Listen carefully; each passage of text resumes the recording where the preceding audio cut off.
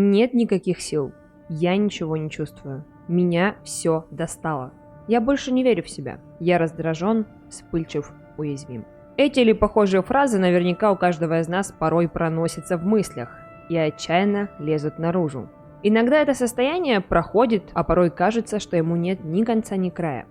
Складывается такое впечатление, что ты разучился справляться с жизнью. И когда это все чаще становится навязчивыми ощущениями, проявляется в апатии, упадке сил, а еще, знаете, в таком состоянии, когда ты все делаешь на автопилоте, без должных чувств и эмоций, просто потому что надо. Стоит взглянуть правде в глаза и понять, что, вероятнее всего, мы имеем дело с эмоциональным выгоранием. Что это такое, каковы его признаки и причины, и самое главное, что с этим делать? Давайте разберемся. Что такое эмоциональное выгорание?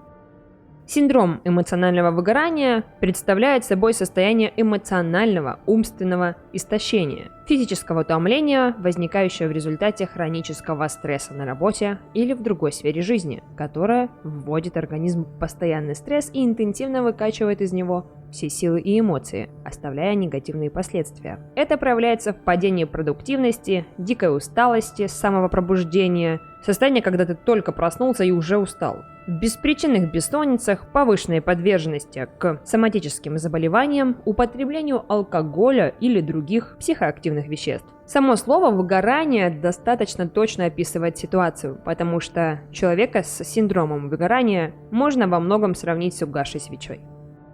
Причины возникновения эмоционального выгорания.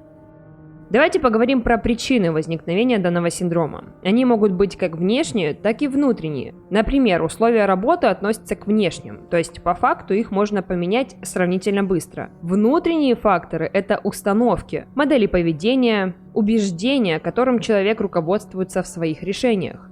Внешние условия могут повлиять, когда у человека уже есть внутренние предпосылки для выгорания. Итак, внешние факторы – это нагрузки сверх нормы, напряженный график работы, отсутствие удовлетворяющей оплаты труда, жесткие дедлайны, отвлекающие факторы, то есть когда невозможно погрузиться в работу, все время что-то вырывает из процесса, рабочие конфликты, нездоровая атмосфера в коллективе и так далее. Вообще, стресс больших городов и культ успешности создают сильное давление на современного человека. Внутренние же факторы – это ваша гиперактивность. Например, я должен сделать правильно, вовремя, идеально. Давление авторитета, то есть когда у вас престижное место работы и ваша ответственность перед руководителем возрастает. Личные убеждения, которые гласят: я должен много работать, отдохнем на пенсии, если я буду мало работать, у меня не будет денег, я влезу в долги. И ощущение, что работа – это сверхценность, она всегда на первом месте.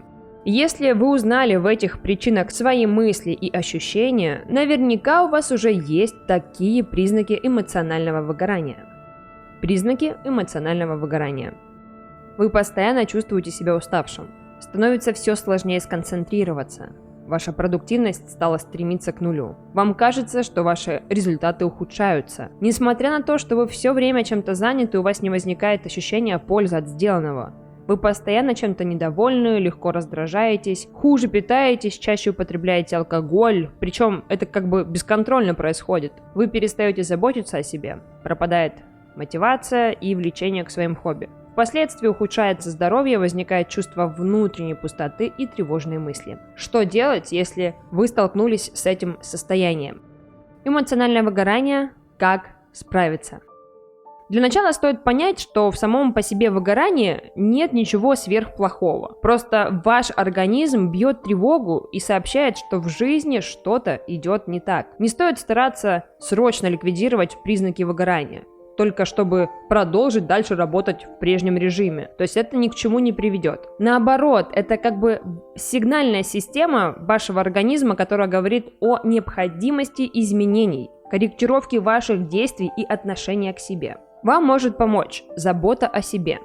Это первостепенно. Отдых нужно сделать полезной привычкой. Не раз в неделю, а каждый день, и даже в течение рабочего времени необходимы перерывы, потому что они помогают вашей психике справиться с нагрузкой. Работа ради работы и отдых только по необходимости, когда сил не хватает ни на что, всегда во вред. Поэтому заботьтесь о себе больше. Давайте себе больше времени на отдых без угрызения совести. Вы этого заслуживаете. Позаботьтесь о том, чтобы это время было только для вас.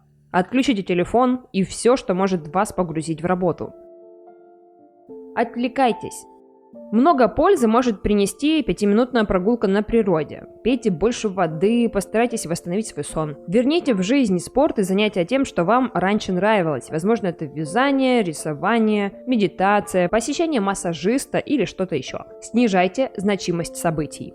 Следует помнить, что истинной причиной стресса являются не люди, не разочарования, не ошибки, а то, как вы к этому относитесь. Измените свое отношение к событиям и ситуациям и относитесь ко всему проще. Не гребите на свой счет, не принимайте близко к сердцу. Да, сказать легко, и это гораздо легче, чем сделать, но вам, по крайней мере, нужно постараться. И в этом вам может помочь рефрейминг. Слово рефрейминг происходит от английского слова frame, то есть рамка. Так что буквально его можно перевести как переобрамление, то есть смена точки зрения, отношения к чему-либо без изменения самой ситуации. Как это можно применить в жизни? Возьмите себе за правило минимум 3 раза проводить рефрейминг. То есть всякий раз, когда происходит что-то негативное, постарайтесь найти 3 позитивных последствия или выигрыша, которые можно извлечь из данной неприятности. Давайте подведем итог по методам помощи при эмоциональном выгорании. По факту их можно разделить на 4 метода, то есть физиологическое воздействие на тело. Добавьте больше солнечного света по возможности, физических упражнений, принятие солнечных ванн, прогулки, купание, плавание в водоемах, баня, солярий, дыхательная гимнастика. Далее идет физиотерапевтический метод, а именно физиотерапия, электросон, иглоукалывание, массаж, гомеопатия. Биохимический метод – воздействие на клеточном уровне на организм, то есть это здоровая еда, лекарства, витамины. И психологический метод – какие-то тренинги полезные, медитации, метод биологической обратной связи, методы саморегуляции, музыка, молитва.